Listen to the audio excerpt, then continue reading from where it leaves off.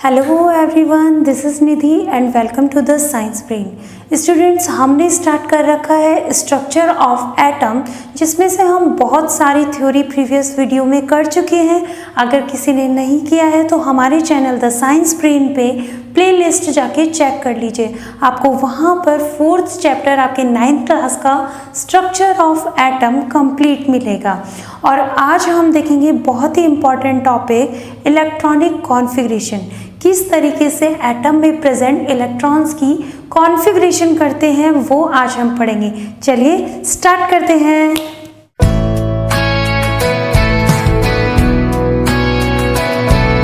तो फ्रेंड्स, हम लोग स्टार्ट करने वाले हैं इलेक्ट्रॉनिक कॉन्फ़िगरेशन। इलेक्ट्रॉनिक कॉन्फ़िगरेशन किसको बोला जाता है? इलेक्ट्रॉनिक कॉन्फ़िगरेशन देखिए, the arrangement of electron in atom is known as electronic configuration. Electronic configuration यानी देखिए, आप सभी को पता है कि एटम के अंदर जो होते हैं वो इलेक्ट्रॉन एंड प्रोटॉन प्रेजेंट होते हैं। ओके स्टूडेंट्स, अब जो इलेक्ट्रॉन और प्रोटॉन प्रेजेंट होते हैं एटम के अंदर, तो उनका अरेंजमेंट क्या होता है, यानी किसी इलेक्ट्रॉन का अरेंजमेंट क्या होता है एटम में, वही हमको आज स्टडी करनी है। आपको पता है कि एटम के यहाँ पर प्रोटॉन प्रेजेंट होता है और यहाँ पर प्रोटॉन प्लस न्यूक्लियस होता है, ठीक है, यानी न्यूट्रॉन प्रेजेंट होता है। और उसके चारों तरफ जो होते हैं इस तरीके से शेल्स प्रेजेंट होती हैं। इन शेल्स के अलग अलग नाम होते हैं, like the K shell, L shell, M shell. तो यानी हर पर्टिकुलर शेल में इलेक्ट्रॉन्स की अरेंजमेंट को ही हम लोग क्या बोलते हैं? इलेक्ट्रॉनिक कॉन्फ़िगरेशन बोलते हैं। अब उसको हम लोग सबसे पहले हमें ये पता होना चाहिए कि एक पर्टिकुलर सेल में मैक्सिमम नंबर ऑफ इलेक्ट्रॉन्स कितने हो सकते हैं। तो उसको हम निकालते हैं 2n² से। कैसे निकालते हैं? n फॉर है नंबर ऑफ शेल्स, ओके। और शेल कौन कौन सी होती है students? K shell, L shell, M shell, N shell, O, P and so on. तो कैसे निकालेंगे हम पर्टिकुलर शेल में number of maximum electrons? 2 into, यानी अगर हम के लिए निकाल रहे हैं तो ये 1 शेल है, ये 2 शेल, ये 2nd, 3rd, 4th, ये 5th, ये 6th, यानी ये एक एटम है। इसमें पहली शेल, फर्स्ट शेल जो है वो के को रिप्रेजेंट करती है, 2nd शेल एल को रिप्रेजेंट करती है, 3rd शेल एम को, and again 4th, 5th, 6th and so on. तो इस तरीके से अगर हमें फर्स्ट शेल में मैक्सिमम नंबर ऑफ इलेक्ट्रॉन्स को रिप्रेजेंट करना है या आइडेंटिफाई करना है तो हम 1 का स्क्वायर कर देंगे, क्योंकि 1 यहाँ पर नंबर ऑफ शेल्स है। कितना निकल के आ जाएगा? 2 इंटू 1 का स्क्वायर 1 होता है, तो यानी 2 आ जाएगा। तो 2 number of electron is 2 in first shell, okay.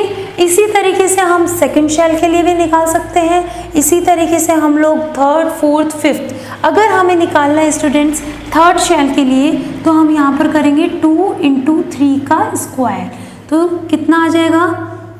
9 आ जाएगा यहाँ पे। और कितना आ जाएगा? 9 इंटू 2 करेंगे तो 18, यानी थर्ड शेल में टोटल नंबर ऑफ इलेक्ट्रॉन कितने होते हैं? 18 इलेक्ट्रॉन्स आर प्रेजेंट। तो इस तरीके से मैक्सिमम नंबर ऑफ इलेक्ट्रॉन्स निकाले जाते हैं। पर पर्टिकुलर एलिमेंट के लिए कितने एलिमेंट्स एटम के अंदर अरेंजमेंट है वो देखते हैं। देखिए स्टूडेंट्स, अगर हम लोग पर्टिकुलर किसी एलिमेंट की इलेक्ट्रॉनिक कॉन्फ़िगरेशन कर रहे हैं तो हम लोगों को कुछ एग्जांपल्स लेने हैं। एग्जांपल्स लाइक हम लोग ले लेते हैं lithium, beryllium, boron, carbon, nitrogen, oxygen, fluorine and neon. अब आप लोगों को इनके एटॉमिक नंबर मैं इसकी प्रीवियस वीडियो में कर चुकी हूँ, जिसका लिंक मैं आपको डिस्क्रिप्शन बॉक्स में भी दे दूंगी और यहाँ आई बटन में भी आपको दिख जाएगा, ठीक है। तो लिथियम का एटॉमिक नंबर होता है 3, बेरिलियम का atomic number 4, then boron 5, 6, 7, 8, 9 and 10। तो ये एटॉमिक नंबर स्टूडेंट्स आपको लर्न होना नेसेसरी है। होप सो कि आप 20 तक एलिमेंट्स लर्न कर लें। ओके, तो अब हमें इसकी इलेक्ट्रॉनिक कॉन्फ़िगरेशन करनी है। मानिए लिथियम एलिमेंट में एटॉमिक नंबर 3 है। ओके, तो यानी number of proton is equals to 3 and number of electron is also 3। अब इलेक्ट्रॉन्स का अरेंजमेंट एटम के अंदर कैसे है वो हमको देखना है। तो लिथियम जो है फर्स्ट शेल इसकी K शेल होगी एंड सेकंड शेल इसकी L शेल होगी। तो फर्स्ट शेल में मैक्सिमम इलेक्ट्रॉन 2 आ सकते हैं। अब 3 में से 2 माइनस करेंगे तो 1 बचेगा, यानी L शेल में maximum number of electron lithium के लिए कितने हैं, 1 है। ओके, तो ये इलेक्ट्रॉनिक कॉन्फ़िगरेशन हो गई लिथियम की। इसी तरीके से हम लोग बेरिलियम की करते हैं। तो 4 है तो KL, तो मैक्सिमम इलेक्ट्रॉन K में 2 आ सकते हैं, L में 2 आ गए। ओके, इसी तरीके से कार्बन की करते हैं। कार्बन में 6 है तो KL, K में कितने आ सकते हैं, 2, और L में कितने बचे, 4 बचे। ओके, इसी तरीके से नाइट्रोजन में करते हैं। नाइट्रोजन 7 KL, तो मैक्सिमम 2 आ सकते हैं और कितने बचे, 5। तो इस तरीके से इलेक्ट्रॉनिक कॉन्फ़िगरेशन होती है। ऑक्सीजन कितना है, 8, तो K में कितने आ सकते हैं, 2, L में कितने आ जाएंगे, 6, टोटल 8 हो गए। ओके, इसी तरीके से फ्लोरीन में देखो 9 होते हैं। K शेल में कितने आ जाएंगे, 2, और L शेल में कितने आ जाएंगे, कितने बचे, 7। एंड नियॉन में टोटल 10 होते हैं, तो K शेल में कितने आ गए, 2, एंड L शेल में कितने आ गए, 8। तो इस तरीके से इलेक्ट्रॉनिक कॉन्फ़िगरेशन होती है सभी एलिमेंट्स की। मैजिक नंबर मैंने आपको बता दिए हैं जो होते हैं 2, 8, 18, 18, 32। इस तरीके से आपको करनी है इलेक्ट्रॉनिक कॉन्फ़िगरेशन, यानी the arrangement of electron in atom is known as the electronic configuration. अब यहाँ पर एक चीज़ और ख़ास बात आती है स्टूडेंट्स, जो भी एटम है यानी जिस एलिमेंट का भी एटम है, लाइक मानिए लिथियम का एटम है, तो लिथियम के एटम में यहाँ पर प्रेजेंट है आपके प्रोटॉन प्लस न्यूट्रॉन। ओके, अब यहाँ पर फर्स्ट K शेल है and second shell L shell है। ये मैं बता रही हूँ लिथियम के लिए। ओके, लिथियम के लिए जिसका एटॉमिक नंबर 3 है। तो फर्स्ट शेल में यहाँ पर 2 इलेक्ट्रॉन्स हमने फिल किए हैं, और जो लास्ट ऑर्बिटल है यानी इस एटम का लास्ट जो शेल है उसमें ओनली 1 इलेक्ट्रॉन है। तो देखिए स्टूडेंट्स, लास्ट शेल में जितने इलेक्ट्रॉन्स प्रेजेंट होते हैं उनको हम लोग बोलते हैं वैलेंस इलेक्ट्रॉन। इसको हम बोलते हैं वैलेंस इलेक्ट्रॉन। ओके, तो वैलेंस इलेक्ट्रॉन की डेफिनेशन अगर हम चाहें तो हम लोग लिख सकते हैं valence electron are those electron the electron are present in last shell of atom। Okay, atom के लास्ट शेल में जितने इलेक्ट्रॉन प्रेजेंट होते हैं उनको हम लोग बोलते हैं वैलेंस इलेक्ट्रॉन। तो अगर मैं आपसे पूछूं कि लिथियम के लिए वैलेंस इलेक्ट्रॉन कितने होते हैं तो आप बहुत ही आसानी से बताएंगे 1। अगर मैं बेरिलियम के लिए पूछूं तो लास्ट शेल कौन सी है, L शेल, और कितने इलेक्ट्रॉन प्रेजेंट है, 2, तो यहाँ वैलेंस इलेक्ट्रॉन है 2। ऑक्सीजन के लिए पूछूं तो वैलेंस इलेक्ट्रॉन 6, नियॉन के लिए पूछूं तो 8, ऐसे ही मैं कार्बन के लिए पूछूं तो 4, नाइट्रोजन के लिए पूछूं तो आ जाएगा आपका 5, एंड फ्लोरीन के लिए मैं पूछूं तो कितना आ जाएगा, 7। यानी लास्ट शेल में जितने भी इलेक्ट्रॉन्स होते हैं उनको हम लोग बोलते हैं valence electron. Valence electron valency से थोड़ा सा डिफरेंट है, तो अब हम बात करते हैं वैलेंसी। तो स्टूडेंट्स, वैलेंसी क्या होती है, वैलेंसी का मतलब है the combining capacity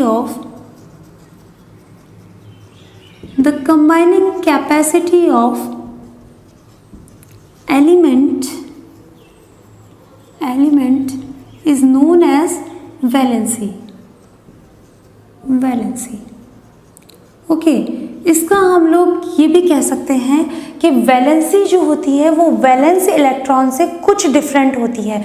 valence electron का मतलब होता है स्टूडेंट्स कि किसी एटम में, यानी यहाँ पर अगर एटम है, ये एटम है, तो एटम की जो लास्ट शेल होती है, लास्ट शेल में जितने नंबर ऑफ इलेक्ट्रॉन्स प्रेजेंट होते हैं उनको हम लोग बोलते हैं वैलेंस इलेक्ट्रॉन, उनको हम लोग बोलते हैं वैलेंस इलेक्ट्रॉन।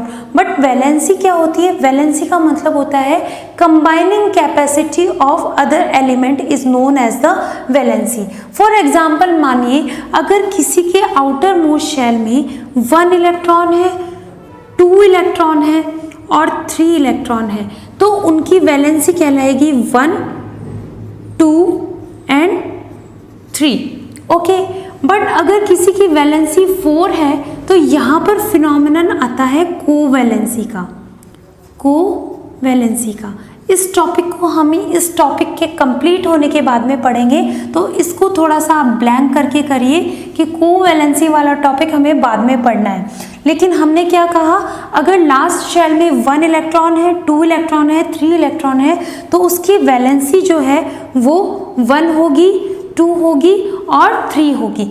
बट अगर किसी के लास्ट शेल में नंबर ऑफ इलेक्ट्रॉन प्रेजेंट है 5, 6, 7 एंड 8, तो वहाँ पर वैलेंसी अलग होगी, यानी वहाँ पर हमें नंबर ऑफ इलेक्ट्रॉन्स जो हैं जितने प्रेजेंट हैं शेल के अंदर उनको 8 में से माइनस करना पड़ेगा। लाइक हम लोग इसको अगर 8 में से माइनस करेंगे तो 8 में से 5 माइनस करें कितना बचा? 3। ओके, तो इसकी वैलेंसी आ जाएगी 3। ओके, और यहाँ पर इसकी वैलेंसी आ जाएगी 2, इसकी वैलेंसी आ जाएगी 1, और ये सभी कौन से में होंगे? माइनस में होंगे। ठीक है, तो वैलेंसी का यही फंडा है कि the combining capacity of element is known as the valency. देखिए, इस वैलेंसी के साथ साथ हम इलेक्ट्रो वैलेंसी भी कंप्लीट करते हैं। इलेक्ट्रो वैलेंसी, तो स्टूडेंट्स इलेक्ट्रो वैलेंसी क्या होती है? इलेक्ट्रो वैलेंसी की डेफिनेशन होती है the valency is depends on gaining और डोनेटिंग ऑफ इलेक्ट्रॉन। इसको हम लोग क्या बोलते हैं? इलेक्ट्रोवैलेंसी बोलते हैं। फॉर एग्जाम्पल आप मानिए जैसे कि सोडियम है, सोडियम का एटॉमिक नंबर होता है 11। ओके स्टूडेंट्स, अब 11 की हम लोग करेंगे इलेक्ट्रॉनिक कॉन्फ़िगरेशन, तो K शेल L शेल कितना आ गया? K में मैक्सिमम 2 आ सकते हैं, L में कितने आ सकते हैं? 8 आ सकते हैं। तो 8 आपने फिल कर दिए, लेकिन उसके बाद भी 1 इलेक्ट्रॉन बच रहा है, यानी M शेल में 1 इलेक्ट्रॉन्स आ जाएंगे। ओके, अब M में 1 इलेक्ट्रॉन आ गया है, तो देखिए ये स्टेबल है। स्टेबल का मतलब है जिस सेल में मैक्सिमम इलेक्ट्रॉन आ सकते हैं वो फुलफिल है या नहीं है, तो इसमें 2 ही आ सकते हैं, यानी स्टेबल है। 8 आ सकते हैं सेकंड शेल में, तो ये भी स्टेबल है। बट देखिए स्टूडेंट्स, थर्ड शेल में स्टेबिलिटी नहीं है, क्योंकि यहाँ पर 1 इलेक्ट्रॉन है। अब इसको अपना ऑक्टेट यानी कि स्टेबिलिटी कंप्लीट करने के लिए, जब अपना एलिमेंट स्टेबिलिटी कंप्लीट करता है शेल के थ्रू, तो उसको हम लोग बोलते हैं ऑक्टेट कंप्लीट हो जाना। तो इस तरीके से सोडियम का ऑक्टेट कंप्लीट नहीं है, क्योंकि यहाँ पर ओनली 1 इलेक्ट्रॉन्स हैं। तो या तो ये किसी से 7 इलेक्ट्रॉन गेन कर ले या फिर 1 इलेक्ट्रॉन डोनेट कर ले। तो स्टूडेंट्स, ज़्यादा इजी कौन सा है भाई? इसको 7 इलेक्ट्रॉन कौन क्यों देगा? कोई भी हमारे, देखिए अगर हम लोग एग्जाम्पल लें तो आपके पास मान लीजिए कोई एक बंदा है जो आपसे 1000 रुपये उधार मांग रहा है, ठीक है, और दूसरा बंदा है जो आपसे 1 लाख रुपये उधार मांग रहा है। तो आप क्या करेंगे? 1000 उधार देंगे या 1 लाख देंगे? तो बिल्कुल 1000 ही देंगे, है ना। तो इसी तरीके से ये 7 मांग रहा है, तो इसको 7 कौन देगा? इससे अच्छा है कि ये अपना 1 इलेक्ट्रॉन किसी को डोनेट कर दे। ओके, तो और स्टूडेंट्स, जब कोई भी एलिमेंट लूज 1 इलेक्ट्रॉन, तो उस स्पीशीज पे आ जाता है positive charge. Okay, and element gain 1 electron, तो उस स्पीशीज पे आ जाता है नेगेटिव चार्ज। ओके, तो यानी सोडियम ने अपना 1 इलेक्ट्रॉन किसी को दे दिया तो Na पर कितना चार्ज आ गया? पॉजिटिव। ओके, तो अब यहाँ पर अगर हम बात करें तो नंबर ऑफ प्रोटॉन जो है, number of proton is equals to sodium में कितने हैं? 11, बट नंबर ऑफ इलेक्ट्रॉन कितने हैं? दैट इज 10, क्योंकि ये अपना 1 इलेक्ट्रॉन किसी को डोनेट कर चुका है और उसके ऊपर चार्ज आ गया है पॉजिटिव डोनेट करने के बाद में, और इसी को हम बोलते हैं इलेक्ट्रोवैलेंसी। ओके, तो यानी इसकी वैलेंसी कितनी हो गई? 1 वैलेंसी हो गई डोनेट करने के बाद। इसी तरीके से अगर मैं गेनिंग ऑफ इलेक्ट्रॉन का एक एग्जाम्पल लूँ तो मैं यहाँ लिख देती हूँ, क्लोरीन का हम लोग एग्जाम्पल ले सकते हैं। क्लोरीन का एटॉमिक नंबर होता है 17। अगर इसकी इलेक्ट्रॉनिक कॉन्फ़िगरेशन करें तो K shell, L shell and M shell. M shell मैंने इसलिए पहले लिख दिया क्योंकि हमें पता है 11 में ही जब M आया है तो यहाँ तो 17 इलेक्ट्रॉनिक कॉन्फ़िगरेशन है, तो 2, 8 एंड 7, यानी मैक्सिमम इलेक्ट्रॉन्स जो हैं वो 7 है।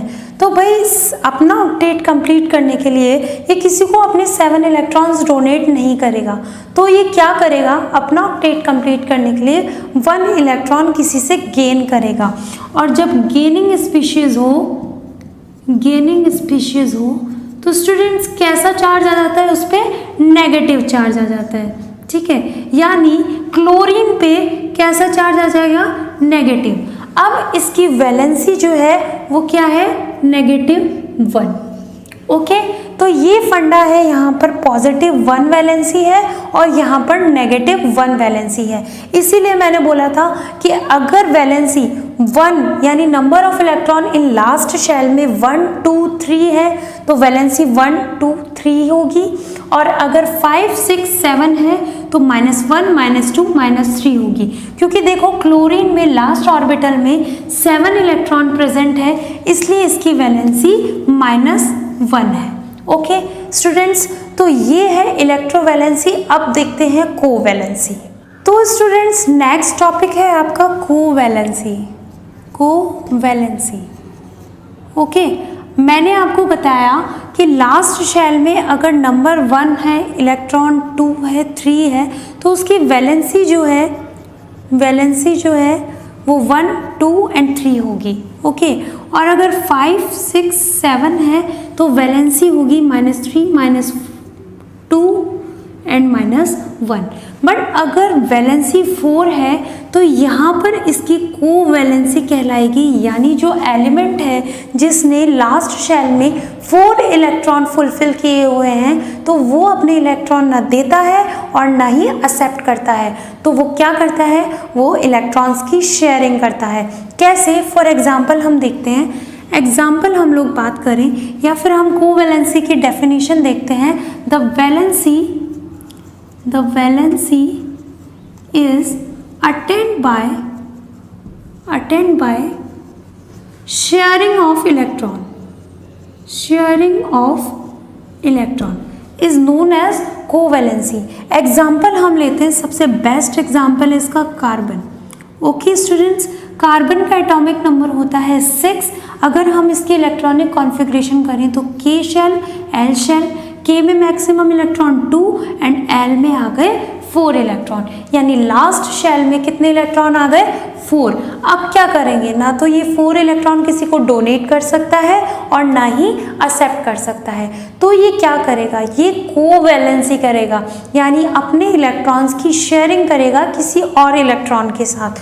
फॉर एग्जाम्पल हाइड्रोजन में इलेक्ट्रॉन होते हैं 1, ओके, और इसको अपना ऑक्टेट कंप्लीट करने के लिए चाहिए 4 इलेक्ट्रॉन, तो ये 4 हाइड्रोजन के साथ कोवैलेंट बना लेगा, यानी कोवैलेंसी दिखाएगा, कोवैलेंट बॉन्ड कर लेगा, यानी कि 4 इलेक्ट्रॉन्स की शेयरिंग कर लेगा। अगर हम इसका इलेक्ट्रॉन डॉट स्ट्रक्चर बनाएं तो कार्बन की वैलेंसी होती है 4, यानी मैं 4 इलेक्ट्रॉन्स को इस तरीके से रिप्रेजेंट कर सकती हूँ।